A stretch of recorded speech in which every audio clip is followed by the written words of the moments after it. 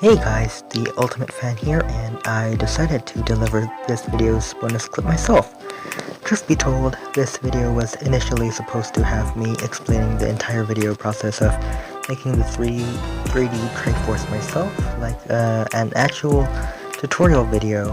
I was even working on a script for it myself, which ultimately got scrapped because, well, apparently scripting is very hard to do, and the fact that I had to explain how to fold what part to where, it didn't really help out either. So I decided to just go with the typical no commentary video format, and well, I think it turned out pretty well. So there's a bit of TMI for you guys. Hope you guys enjoyed the video, and hope to see you guys in the next one as well, whenever that might happen. I'm quite sure I finished making this last year in 2020.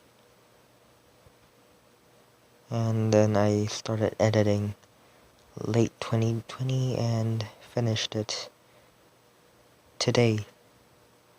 Wow. I am very late. Anyways, hope to see you guys in a future video, if that ever happens, and hope I return more improved and advanced than now. Well, goodbye. You know when would be a good idea to record this? 1 AM, he said.